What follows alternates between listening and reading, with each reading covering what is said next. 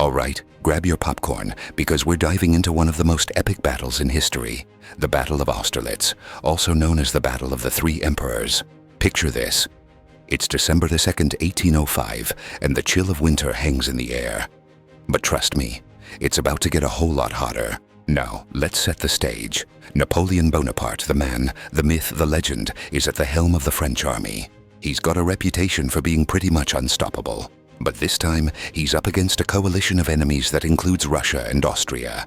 Before we dive into the action, let's talk numbers. Napoleon had around 73,000 troops. That might sound impressive, but his enemies? They boasted about 85,000 soldiers. But here's where things get interesting. Napoleon wasn't sweating it. In fact, he was confident. Overconfident, some would say. He had a plan, and it was audacious to say the least.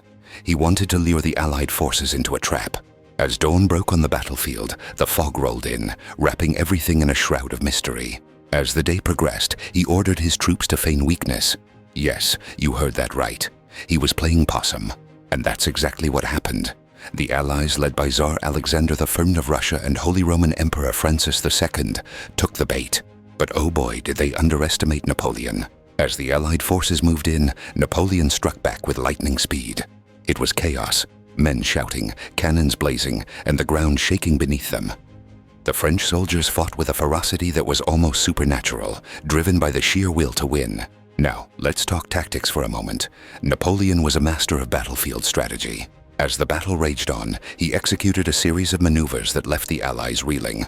But it wasn't just about the numbers or the tactics. It was about morale. As the battle progressed, the French soldiers fought like lions, pushing back against the overwhelming odds. As the fog began to lift, the true scope of the battle became clear. Napoleon seized the moment, launching a final decisive attack that would forever change the course of history. The French forces surged forward, driving the Allies back in a chaotic frenzy. It was a sight to behold, a display of military prowess that would be studied for centuries to come. But wait, it gets crazier. Just when it seemed like victory was assured, Napoleon's forces faced a fierce counterattack. The Allies, refusing to go down without a fight, rallied their troops and pushed back hard.